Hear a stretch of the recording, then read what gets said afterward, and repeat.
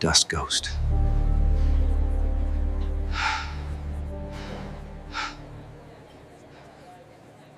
He thought it was just another small-town lunch at the VFW, until the new police chief asked John Miller what they used to call him. And when John quietly answered, the chief's face went pale, like he suddenly realized exactly who was sitting across from him. Even John's daughter could feel the air change in that room. This wasn't bragging. This was truth finally catching up to arrogance. If you value stories like this, make sure you like the video and subscribe. But to understand how we got here, we need to go back to where it all began. The Friday afternoon sun eased through the tall windows of the Dust Creek VFW hall and turned the honor wall photographs into living embers, as if the faces inside those frames were warming up for another telling of what they had already survived. Folding metal chairs clinked and scraped in a rhythm the town knew by heart, a gentle percussion beneath the murmurs of neighbors greeting neighbors, the clatter of serving spoons, and the creak of the old wood floor that had carried more American stories than anyone could count. Steam rolled from crockpots lined on long tables, carrying the slow, smoky sweetness of pulled pork and the soft, buttery promise of cornbread that always brought people closer. On days like this, you could feel what holds a small place together: a shared table, a remembered name, and a silence that was never empty because it was full of respect. This was the kind of room where history did not brag. It breathed. Retired Army Ranger John Miller stepped through the door the way he did most things now, ready to serve his daughter first and let the rest of the world sort itself out. The way he angled his shoulders, the way he scanned the room without seeming to, the way he made space so other people could pass, all of it revealed a life that had learned to bear weight without asking for witnesses. Beside him,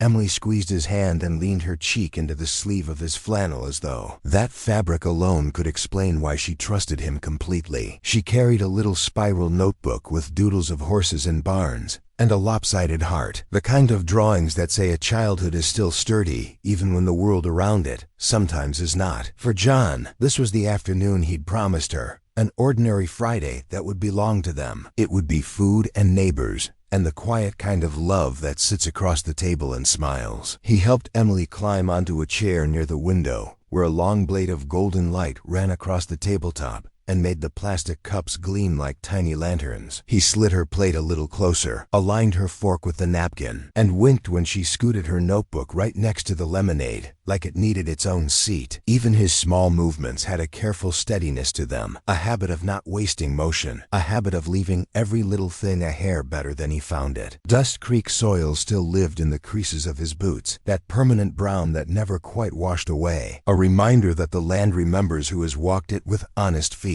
In this hall, you could tell who belonged by the way they greeted the room.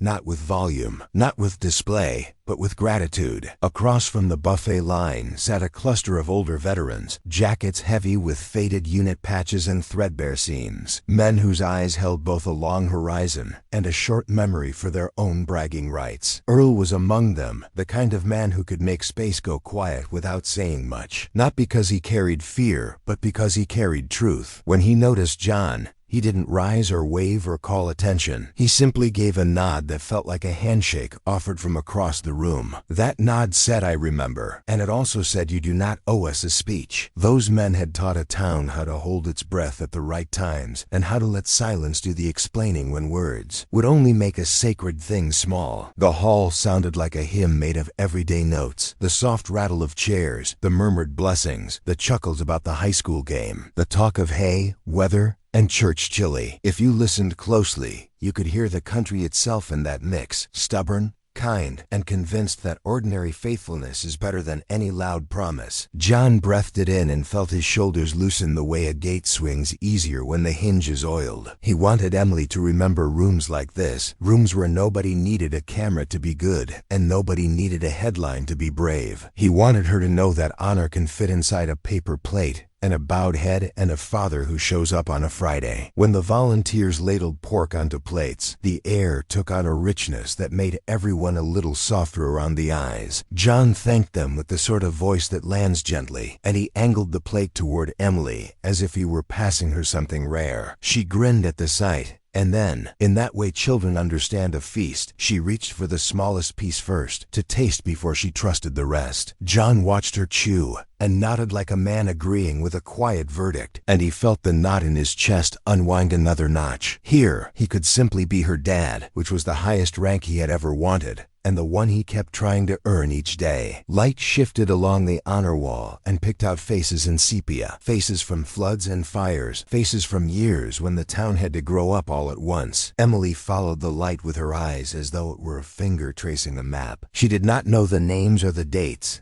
and she did not need to. What she felt was enough, that being good is not a performance, that courage is not a costume, that the people you trust most are the ones who keep promising you ordinary days and keep their word. John watched her watching and sent up a small prayer that the world would give her more days like this and fewer reasons to see what he had seen. He cut Emily's cornbread into neat squares that bent the butter to their warmth, and he set the fork where her small hand could find it without looking. These were tiny fatherhood acts that would never make a ceremony, but they were the kind that build a child's future, the way a mason lays brick after brick, patient, aligned, and meant to last. He didn't tell her stories about the night at the Dust Creek barn, not because he was ashamed, and not because it hurt to remember, but because he believed the truest parts of a man's life are things he offers only when they serve someone else. Today was for serving her appetite, and her sense that the world is, at its core, a place where people take care of each other. The volunteers refreshed the trays, and a new wave of steam pushed the room's conversations into a softer register. It made the hall feel like a winter breath fogging a window and drawing everyone a fraction closer. Emily leaned her elbow on the table and tucked her chin into her palm, a pose that said she was quietly happy and fully at ease. John's shoulders lowered another half-inch, and he found that steady breath a soldier learns only after he is no longer on the clock, but still remembers how not to waste a heartbeat. In that breath, he thought, "Thank you for a day that is only a day." Outside, a pickup downshifted on Main Street, and the sound drifted in like a familiar neighbor poking his head through a door to say all is well. Somewhere behind the hall, the flag rope knocked gently against the pole and set the stars and stripes to an almost inaudible clink, the kind of music you only hear if you've learned to listen. John glanced toward the sound the way a man checks a compass, not because he was worried, but because part of him always orients toward what he loves. This was his town, this was his people, and this was his daughter beside him, which meant his whole world was within reach of his hand. Emily scratched a tiny heart into the corner of her notebook and then dotted it as if that dot alone could keep the day permanent. She looked up at her father and tipped her head with that little question in her eyes that children ask without words. "Are we okay?" John smiled with a yes that started in his eyes and finished in the gentle line at the corner of his mouth. In that instant, the hall had nothing to prove. He had nothing to defend, and the town owed him nothing more than it had already given, a place at the table and the chance to call this afternoon good. The door eased open again and let in a draft that did not come from weather. It came from a presence that wanted to be felt first and understood later. Chief Bradford Hayes stepped inside wearing a uniform that seemed to shine even when the light didn't find it, the kind of shine that says rank has arrived and expects the room to accommodate. His stride was quick, confident, a little too sharp for the soft edges of a fundraiser where neighbors slow themselves to match the pace of conversation. People notice the badge before they notice the man, which is one of the risks of a badge if you rely on it too much. He scanned the hall as if he were reading a ledger, columns of deference on one side and authority on the other, and then he began to move. Bradford's gaze caught the open chair across from John and Emily, and he took it without asking. Not rudely, not kindly, but with that air of decision that assumes a seat belongs to him if he has decided to sit. "Chief Bradford Hayes, Regional Operations," he said, putting the title forward like a calling card and pressing it into the table so it wouldn't slide. John nodded and reached across with a handshake that was neither soft nor crushing. A handshake that said, "We can stand on respect if you would like to." Emily sat very still, senses sharpening the way children's do when the room changes shape. She tucked her pencil under the notebook spiral, like a small animal hiding something precious. The hall did not go quiet, but its sound settled, as if a hand had smoothed the surface of a lake. Bradford leaned his forearms on the table and let his eyes travel the hall like he was doing inventory, flags, photographs, veterans, volunteers, a father and his daughter. He talked in long, polished sentences about jurisdiction and coordination, and plans to bring a tighter structure to the sector. Phrases that will impress a stranger who has not yet learned how to measure a person. He was personable enough, but there is a kind of shine that keeps people at arm's length, a kind of tone that makes a room feel like a backdrop instead of a home. John listened, present and patient, because that is what good men do when they are deciding if another man will choose humility on his own. Across the room, Earl and a few of the older veterans tracked the conversation the way farmers track weather on a horizon, not anxious, not eager, just attuned. They knew the difference between a uniform that had been tested and a uniform that had been polished. Both have their place, but only one will hold when the wind leans hard. Earl did not intervene, because this was not yet his moment. The town has rules about how truth enters a room, and one of them is letting a man show you what he believes power is for. Emily watched the veterans watch the table and felt a circle close around her. Without anyone standing up, it was the protective geometry of community. Bradford's words changed color as he relaxed, and confidence slid toward casualness, then toward a humor that wanted a laugh before it wanted understanding. He made a small remark about how these halls keep the old war stories alive, and the smile did not quite reach his eyes, which is where the truth of any smile lives. John did not rise to it, not because he missed the edge, but because he chooses his moments like a carpenter chooses cuts, carefully, and only when the measure is true. He shifted his hand to rest lightly on the table, a movement without threat that nonetheless steadied the space between them. Emily slid her palm to his wrist, a reflex of trust, and he covered it with his own in a gesture that made the table an altar for a quiet promise. The hall continued as halls do, refilling trays, offering seconds, scraping chairs, telling a joke that is better for the telling than for the punchline. Around that ordinary music, the new chief's presence felt like a brass note that had not found its key. Not yet. John asked a simple question about how Bradford liked Dust Creek so far, and Bradford answered with a list rather than a story, which told John enough. The best leaders find the people first, and the systems after. The others do it backward and wonder why the math won't add. John took that measure and kept it quietly, because keeping measures quietly is part of how a father keeps a child safe without making her carry the weight. Bradford adjusted the crease on his sleeve and let his eyes drift to the honor wall with a curiosity that did not yet know what it was looking at. "A lot of history here," he said. And the words were true even if the tone was not sure why. John followed his gaze and let the photographs answer for themselves. Rooms like this prefer their own storytellers. Emily picked up her pencil and drew a tiny flag in the corner of her page. Each stripe careful, each star a dot that did not need to be perfect to be right. It is a good thing for a town when a child can draw a flag while her father talks to a man who will soon learn what a flag stands for. The chief's voice stayed smooth, but it began to carry a presumption.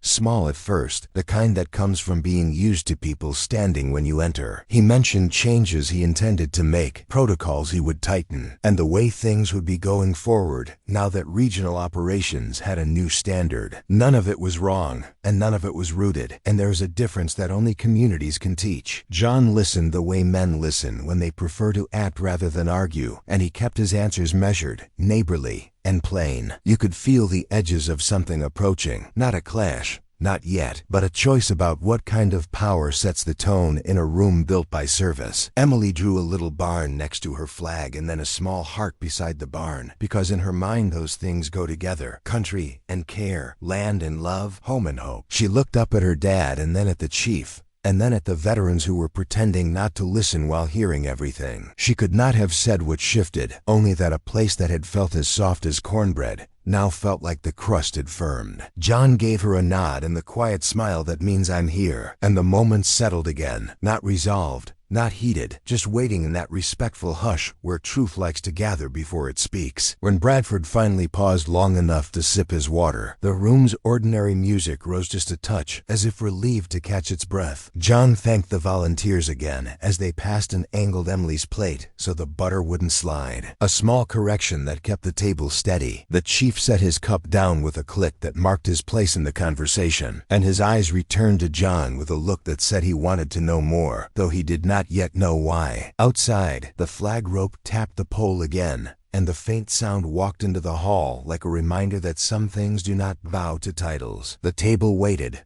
The town watched, and the next question, the one that would turn the air, was on the way. Bradford Hayes leaned forward on his elbows, almost like a poker player ready to call a bluff. He thought he already understood. He looked John in the eye, and with that smirk that pretends to be friendly while trying to place another man beneath him, he casually asked, "So what did they call you back then?" He said it loud enough so that people at the nearby tables could hear it, as if part of the entertainment value was the audience itself. Emily froze, not because she knew what the answer meant, but because she sensed this question was not asked with respect. It was bait, disguised as curiosity, meant to get a laugh at someone else's expense. John felt a tightening behind his sternum, and in that half-second pause before answering, the entire weight of Dust Creek's worst night flickered in his memory, like a flame trying to break through old timber. After that single breath of hesitation, John answered quietly, not with flair, not in self-importance, but simply as one recites a fact. "Dust Ghost." He said it the same way a man might say his height or the year he was born. Direct, clean, not defensive. Bradford's reaction was instant, a loud, short chuckle that snapped through the silence like a disrespectful slap. He repeated it, "Dust Ghost," stretching out the syllables with exaggerated incredulity, as if the name itself belonged in a comic book panel, rather than carved into the memory of the very ground they were sitting on. Emily's fingers tightened around her pencil, and her face reddened in a protective way only a child can feel. She didn't know why that name mattered, but she knew the laugh was wrong. Bradford kept chuckling, shaking his head like someone who thinks he's just uncovered a joke the whole room should appreciate. "That's what they went with," he said, eyes bright with arrogance. Emily stared directly at him now, her expression serious, almost fierce, because even if she didn't understand her father's history, she understood instinctively what disrespect feels like. John did not flinch, did not straighten his back defensively. He simply sat there, unmoved, like a man who has weathered storms far more lethal than mockery. And down the hall, one of the old veterans looked up from his plate and froze, because he had just heard the name that the town never forgot. The laughter continued, but now Bradford layered it with dismissive commentary. "Just sounds like something from one of those old ghost stories folks tell to scare kids around a campfire." Behind him, two retirees pausing mid-bite exchanged quick glances, eyes meeting in alarmed recognition. They did not laugh, they did not smile, they did not breathe for a moment. They remembered smoke and barn beams collapsing and hands bleeding through gloves, as a man crawled back inside again and again to pull out broken bodies. Emily lowered her gaze and looked at her father's hands, strong, quiet hands, and something in her chest understood that the world was not laughing with him. They were laughing at him. Bradford leaned in even further, proud of himself, sensing he had struck a nerve, even if he didn't know which nerve it was. He tapped his index finger on the table like he'd just identified the weak spot in a fortress wall, unaware that the wall he was tapping wasn't weak at all. "So what, you haunted barns or something?" he said with a theatrical shrug, meant to trigger another chuckle. Emily instantly looked up at her father again, waiting for his face to tell her how she should feel. The authority she recognized was not the man with the shiny badge, but the one whose silence could calm her heartbeat. John simply breathed in through his nose and let the insult settle without rising to meet it. The VFW hall itself seemed to react in layers. Conversations did not stop entirely, but they softened, dimmed, quietened the way voices dim when a violinist draws the bow across a string before the first note. In those seconds after John spoke the words, "Dust Ghost," an invisible ripple passed through the tables, a subtle shift of posture, a tightening of shoulders, a leaning in from men who had been in Dust Creek long enough to know what that name stood for. Even the volunteers ladling meat paused slightly, like a hand could not quite complete its motion, because the brain was registering something deeper. In small towns, certain names are not to be mocked, because they belong to nights when the world nearly tipped over. John Miller did not stare down Bradford Hayes. He simply kept his focus on Emily, because his highest priority was not defending his reputation. It was protecting the memory of who he became in her eyes. The name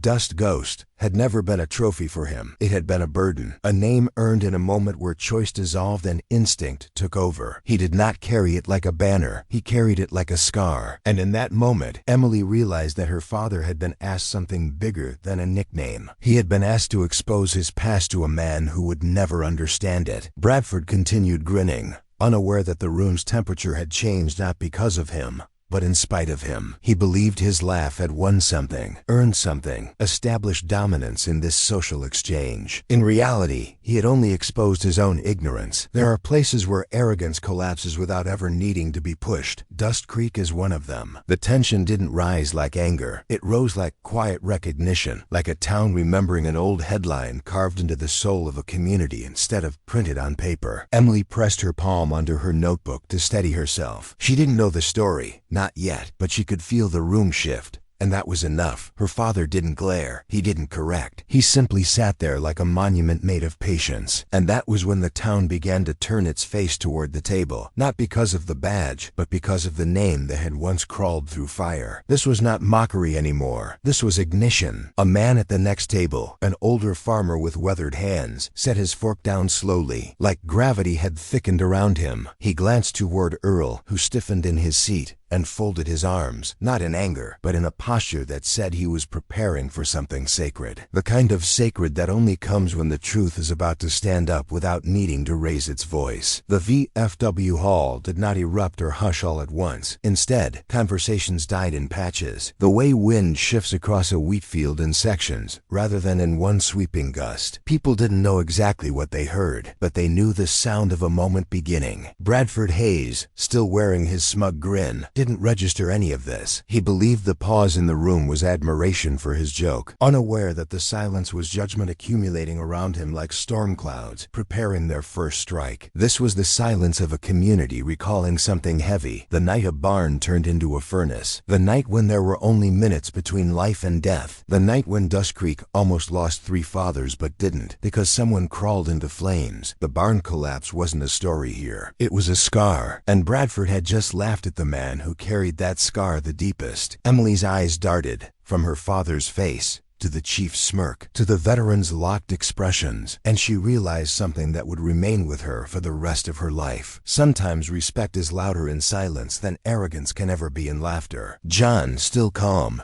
lifted his cup and took a small sip as if nothing had been said. There was no trembling in his hand. There was no anger in his jaw. There was only peace, the kind of peace that is earned through fire, not rewarded through promotion. Earl leaned forward slightly, his face stern, his jaw set in that posture men use when they prepare to tell truth, not for the sake of ego, but for the sake of order. He did not move quickly. Wisdom moves in slow seconds, but he did move with purpose. 2 other gray-haired veterans adjusted in their chairs, their hats tipping forward like flags preparing to be lowered half-mast. These men weren't ready to speak yet, but they were aligning themselves for the moment when truth would need a witness, because truth never testifies alone in Dust Creek. Bradford drummed his fingers on the table, still oblivious, still thinking he owned the moment. He mistook the stillness for superiority, measuring silence by volume instead of meaning. That is always the mistake of men who believe authority comes from badges rather than sacrifice. They think quiet is surrender, not strength. He did not notice that no one was laughing with him anymore. He did not realize the room was no longer looking at him with friendly curiosity, but with the same gaze a town uses when it measures the worth of a man. Emily drew her hand away from her notebook and placed it gently on the back of her father's arm, not to interrupt him, not to warn him, but simply because she wanted to be closer to his peace. She looked up at him and saw no fear. That was when she decided,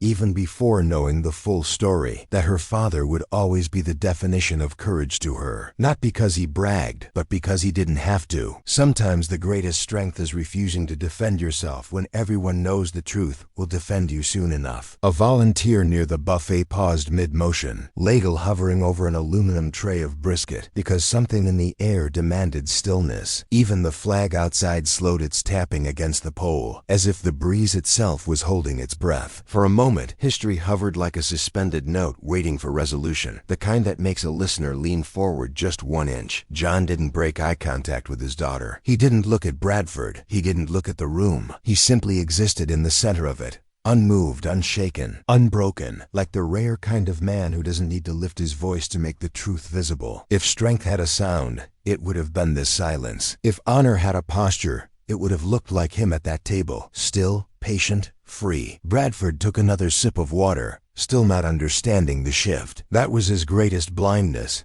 Not ignorance of facts, but ignorance of reverence. He had positioned himself as the strongest man in the room because he had never stood in a room where true strength was sitting quietly. Emily watched him, but didn't fear him, because she had already chosen her measurement for what heroism looks like, and it didn't shine like Bradford's badge. In that frozen, echoing moment, the story changed direction. No one had spoken yet, but truth was already moving. Bradford. Hayes shifted in his seat and leaned back as if he believed he had successfully taken the upper hand in some unspoken social contest. He looked around the room with a grin of assumed victory, unaware that victory was the last thing he possessed. He had mistaken stillness for surrender. He had mistaken respect for weakness, and so he pushed further, not out of bravery, but out of ignorance, never realizing the weight he was about to crash into. He spoke louder now, as if louder meant righter, as if raising volume could raise merit. "I swear, man," Bradford said with a laugh that had no warmth. "Some of these veterans just cling to old stories because their glory days are behind them." The line cut through the room with the taste of spoiled vinegar, sour and sharp. A veteran in the corner stiffened. Another pulled his cap lower. No one exploded. No one shouted. In towns built by sacrifice, disrespect doesn't trigger noise. It triggers stillness. Because in places like Dust Creek, honor holds the final say, not volume. Emily looked down at her plate. Not because she was scared, but because she was embarrassed for a grown man who didn't know how to measure his tongue. Bradford continued, his voice harder now. "I mean, what's there to brag about? Crawling around barns in the dark? Fighting smoke? I've seen guys exaggerate that kind of thing,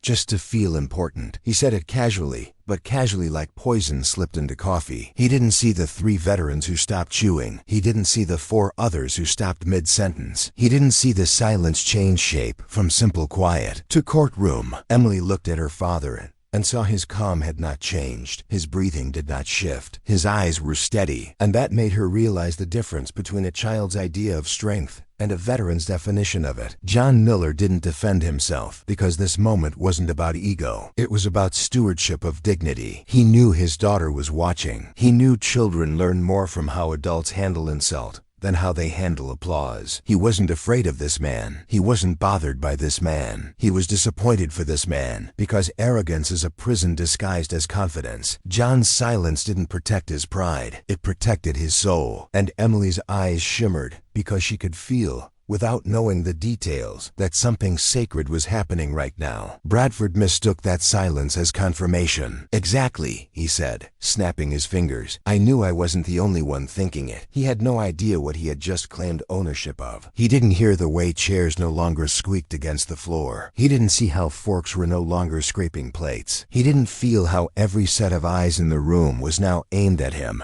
Not amused, but measuring. A hunter knows when the woods go quiet. The chief didn't. This was a man who believed respect came from authority above, instead of sacrifice beneath. Emily folded her hands in her lap and leaned her head slightly toward her father, because she needed reassurance, not that he was strong, but that he was steady, and he was. John gave her the smallest smile. Not forced, not strained, but genuine. That smile told her, you don't have to call out lies. You only have to stand in truth. That smile told her, I am not ashamed of who I once had to be. And that smile told her, this moment is not my fight, but it is the town's memory to defend. Bradford leaned forward again, confident he controlled the air. These guys need to learn the difference between real authority and campfire myth. That was the sentence that sealed his fate. Because Dust Creek knows who went into that burning barn. Dust Creek knows who crawled 3 times, not once, 3 times, through smoke and collapsing wood to drag screaming men back into oxygen. Dust Creek knows who earned the right to silence. And Bradford Hayes, newly transferred,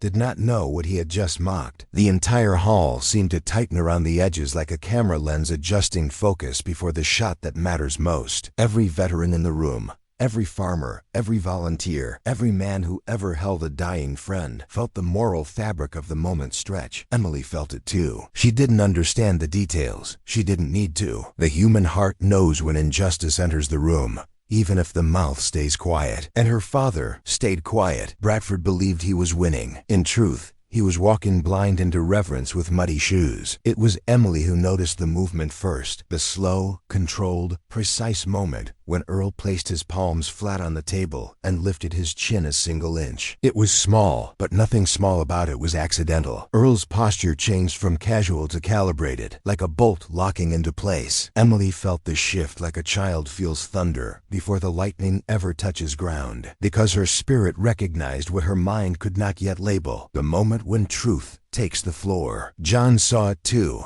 and he simply inhaled once, long and calm, like a man acknowledging that the torch had been passed to the right hands. Earl didn't speak yet, but his silence was no longer passive. His silence was now the silence of intention, of choosing to defend what deserves to be defended. Two more veterans sat upright, hats tilted slightly forward, forearms tightening, not aggressive, but resolute. They were preparing to take ownership of the moment, because Dust Creek's rules are old and non-negotiable. The man who carried others out of fire does not have to carry his own truth. The community carries it for him. Bradford Hayes did not see any of this. His blindness was extraordinary, because he was standing in front of the truth and didn't recognize its shape. Emily watched her father's face, not searching for fear, not searching for anger, but searching for identity. And what she saw there was so steady that it etched something permanent into her understanding of adulthood. She saw a man who had already survived the worst a night could offer. She saw a man who did not measure himself by applause. She saw a man who had no interest in proving anything to someone who had earned nothing. That realization for a daughter is the moment where respect becomes bone,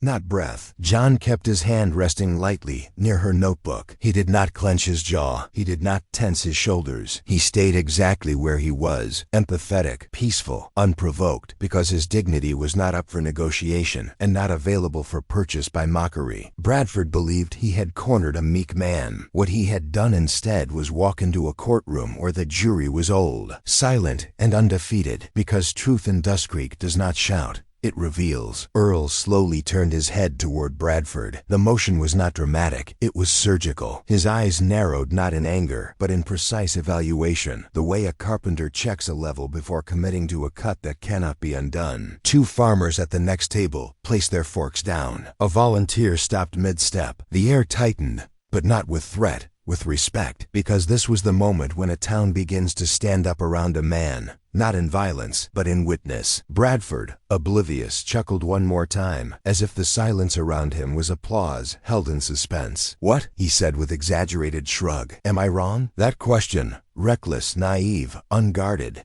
was the spark that fell into dry hay, not because it was hostile, but because it was disrespect spoken without understanding the sacred ground beneath his feet. Emily's eyes widened, not in fear, but in realization. She could see now that the room was no longer neutral. The room had chosen a side. John closed his eyes for a single second, not in exhaustion, but in acceptance. He had never asked for this moment to return. He had never wanted this name to be spoken again in public. But he also understood that some truths, once they re-enter the air, do not belong to the man who earned them. They belong to the town that witnessed them. And Dust Creek had not forgotten. The weight of that memory did not crush him. It steadied him. Earl adjusted his jacket, just slightly, and placed both feet flat on the floor. He cleared his throat quietly. That was the signal. It was the sound a man makes right before he speaks the kind of sentence that changes the direction of a room. The other veterans leaned forward. Emily leaned in closer. John kept still, because heroes do not narrate their own legend. They allow truth to make its own entrance. And so in that stillness, in that charged, trembling pause, the town readied itself for revelation, not through violence,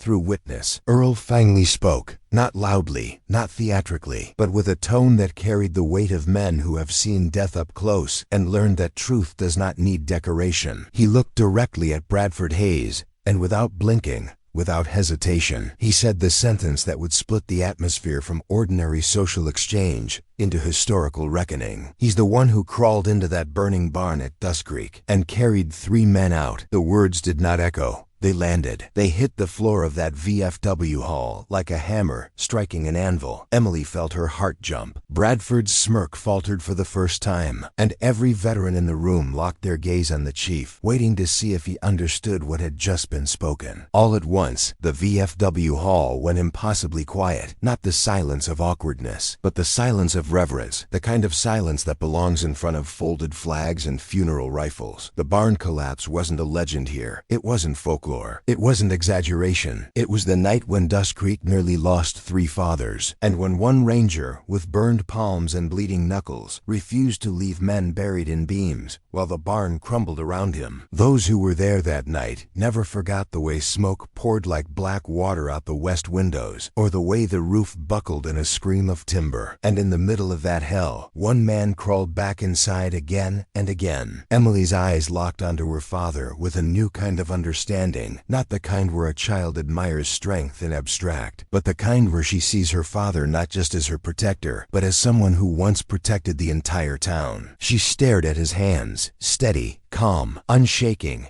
and she pictured them inside burning wood, grabbing strangers, pulling them toward life. She had no mental photographs of that night, but she didn't need them. The silence in the room painted the whole image more vividly than any police report ever could. She began to realize that the man who tied her shoes, wiped her tears, and cut her cornbread once walked through a furnace for men he didn't even know personally. Bradford swallowed hard, once, like his body was trying to catch up with the meaning his brain had just been slapped with. The badge on his chest suddenly felt smaller, thinner, almost silly compared to the weight of the truth Earl had just spoken. Bradford's arrogance, once inflated like a parade balloon, began to deflate in slow motion, right there in front of everyone. He didn't blink. He didn't move. He didn't breathe. There are moments in life when a man realizes he is not standing in authority. He is standing in judgment. And this was that moment. Earl kept his eyes locked on Bradford, as if daring him to dismiss one more syllable of that truth. There ain't a man in this town who didn't hear about that night, Earl continued, voice still calm, still flat, still unshakable. And there ain't a man here who would mock it, unless he didn't belong to this soil. Every word cut without raising volume. Every word carved without needing sharpened teeth. It was quiet men defending a quiet hero, because real honor does not appear on stage. It appears in witness. The other veterans leaned forward like an invisible choir supporting the soloist. They nodded, not in anger, but in solemn agreement. Some men clenched their jaws. Others lowered their heads in respectful memory. The volunteers near the buffet, who had paused earlier, now stood completely still, ladles suspended mid-air,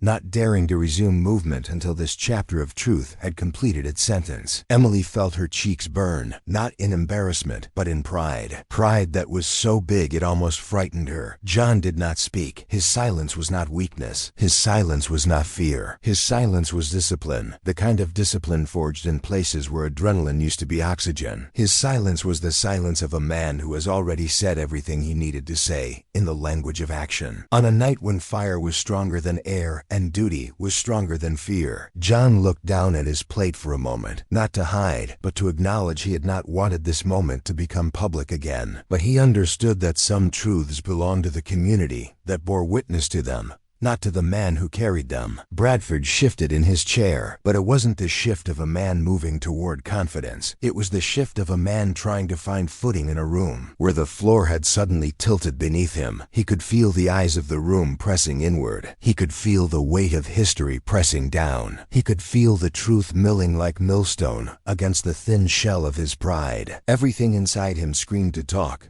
to justify, to explain, to regain control. But the air had changed, and worst of all, he was no longer the narrator. The room didn't chant. The room didn't clap. The room didn't cheer. It just held the truth like a holy object and let the weight crush the lie. Bradford Hayes tried to swallow again, but there was no moisture left in his throat. His mouth felt dry. His chest felt heavy. His badge felt like paper pinned to fabric that could barely hold him upright anymore. For the first time since he walked into that hall, his polished uniform did not look powerful. It looked fragile, like a costume worn in front of men who had earned scars instead of rank. His skin grew lighter, paler, as if his body understood something his ego had refused to acknowledge until this very second. He had mocked the one man in this town no one mocks. Not because they fear him, but because they honor him. The veterans did not gloat. They did not smile. They did not whisper. Their silence was not triumphant. It was sacred. It was the silence of a funeral flag ceremony. It was the silence of a folded letter sent to a widow. It was the silence of a battlefield night when the shouting stops and the counting of survivors begins. Bradford stood in the center of that silence, like a man suddenly stripped of his armor, realizing that real authority cannot be claimed.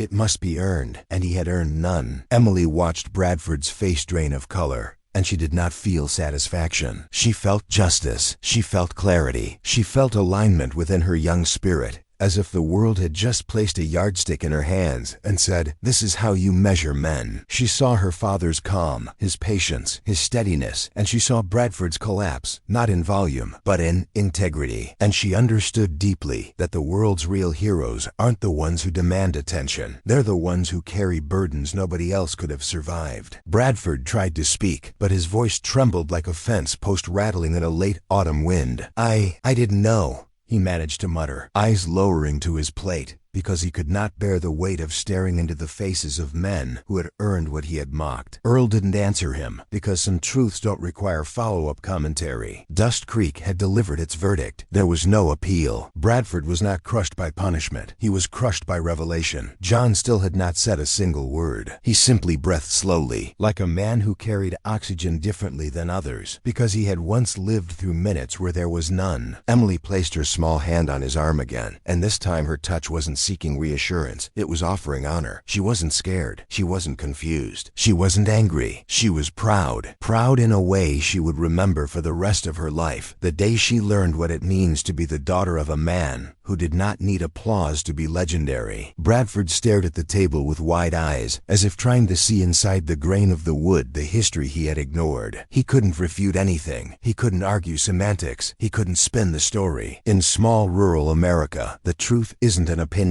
It's a memory shared by witnesses. He realized in that moment that his badge was not a shield, it was a mirror, and it reflected his emptiness against the fullness of a man who had earned quiet reverence by choosing fire over safety. The hall did not move. No one took a single bite. No one reached for another plate. It was as though the entire building understood that history was being re-remembered, and that the moment deserved complete stillness. The sunlight across the honor wall shifted again, landing this time on John's shoulder, like a gentle hand placed by someone who was no longer alive, saying, "This is the man who did not hesitate when the flames roared." Bradford tried to stand, but he stopped halfway, because standing would mean acknowledging the gravity of the moment, and he didn't yet know if he could carry the weight of what he had just learned. His shoulders slumped, his pride buckled, his authority evaporated. All that remained was a man who had mistaken paperwork power for earned authority, and had just met the truth. That real respect in Dust Creek comes not from position, but from sacrifice. Emily took a slow breath and looked at her father, not as a child looks at a guardian, but as a witness looks at a pillar, because she had just learned, from silence,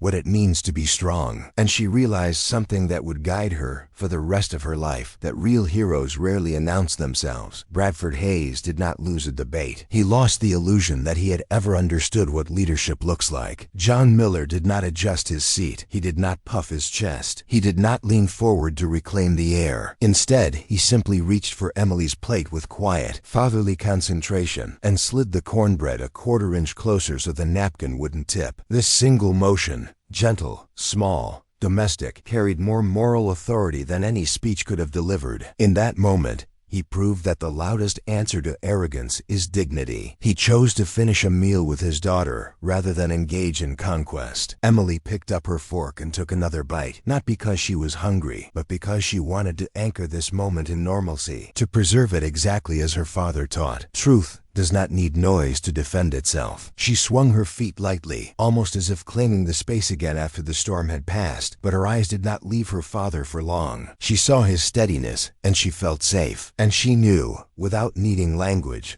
that the world's truest strength is silent strength. Across the room, Earl nodded once toward John, not as a salute, not as congratulations, but as confirmation. We've said what needed to be said. Now we eat. That nod carried the entire philosophy of Dust Creek masculinity. Defend truth, maintain honor, and then get back to the duty of living. Bradford, pale and deflated, sat still, but he was no longer an anchor in the story. He had become background. The town's center of gravity had snapped back to the man who earned it years ago, in smoke and splintered beams. John tore his cornbread calmly, dipped it in barbecue sauce, and lifted the bite to his mouth with the same casual grace he always used. The transformation of the moment was not in his action, but in how the room now interpreted it. The man who had dragged broken bodies from a burning barn was now peacefully sharing pork at a folding table, And that contrast was exactly why he earned more respect than any badge printed in a city office 200 miles away. He didn't need to raise his voice. His life had already spoken. Emily rested her chin on her hand, and her eyes softened the way they do when a child sees someone they love in a fuller light. She wasn't processing heroism in adult vocabulary. She was processing, my dad is everything I thought he was. And more. That understanding becomes the steel in a young girl's spine for decades. That understanding becomes the quiet seed that grows into a woman who knows what true character looks like. And it was happening to her right now, in this very moment. John reached for a napkin, wiped his fingers,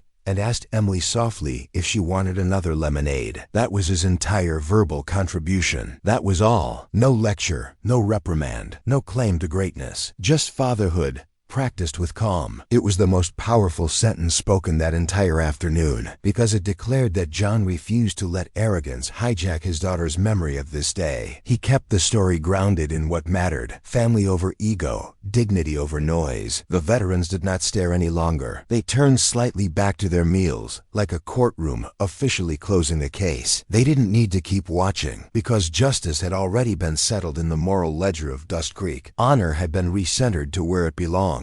The hall returned to its slow hum, but now everything was deeper. The hush was no longer a freeze. It was a reverent release. Bradford didn't move. He didn't speak. He didn't reach for his fork. He sat in the ruins of his arrogance like a man whose compass had just been shattered. He was not humiliated by insult. He was humbled by reality. And humility forced upon the proud is the most painful kind, because it takes place internally, where no one else can help them rebuild. He had walked into this hall thinking authority came from uniform stitching, and learned it comes from sacrifice. John took a slow breath. Emily leaned lightly against his arm again, and together, without fanfare, without victory speech, without theatrics, they simply continued their lunch. Because sometimes the most heroic act in the world is choosing to remain gentle after you've been through hell. In Dust Creek, victory does not need applause. It only needs truth and quiet. When John and Emily finally stood from the table, chairs scraped slowly back across the floor, but this time, the sound wasn't ordinary background noise. It felt like a respectful farewell. The folded chairs, the honor wall photos, the old wooden beams, all of it seemed to straighten its posture in the presence of the man who had once crawled through burning rafters while other men prayed he would succeed. Emily slid her notebook into her backpack, her small hands careful, as though she suddenly understood that even ordinary objects can belong to extraordinary days. John placed one hand gently on Emily's shoulder and nodded toward the exit. He didn't glance back to check if anyone was watching. Only men who crave validation look backward. He walked toward the hall doorway with the same calm pace he entered, the pace of someone in control of himself, not the room. Yet the room responded anyway, with stillness and respect, because true influence is never pushed outward. It radiates. Earl rose slightly, not to salute,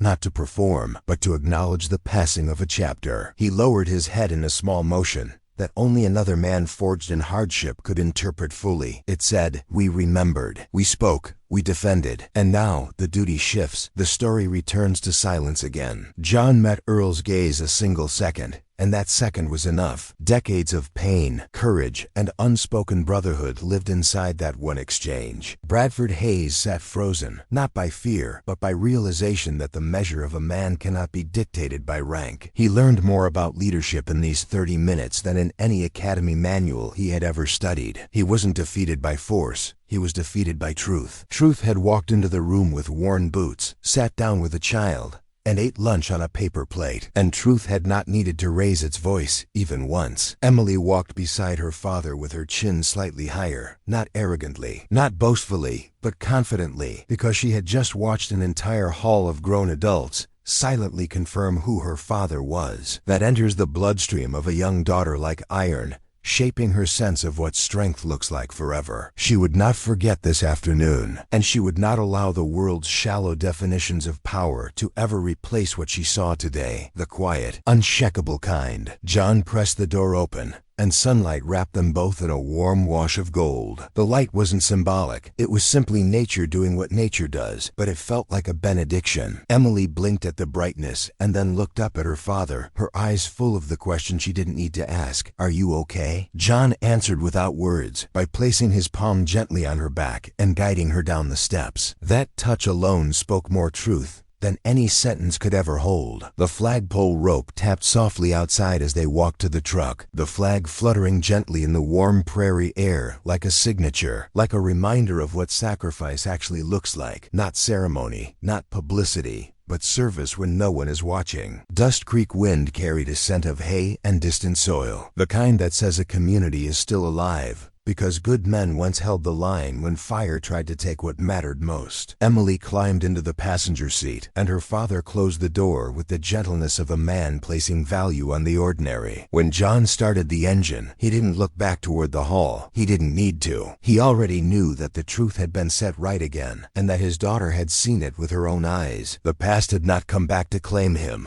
It had come back to confirm him, and with that confirmation, the weight he carried felt a fraction lighter. Silent strength had spoken without speaking. The Ranger dad, John Miller, drove away slowly, wheels rolling over Dust Creek ground that had once held his blood, his sweat, his fire. Emily glanced out the window with a fullness in her chest she didn't have before today. Because heroes aren't born in stories. Stories are born from heroes. And now she understood that one lived in her own home. Sometimes the most honorable men in America are not the ones who command attention, but the quiet fathers who carry fire in their memory and peace in their hands.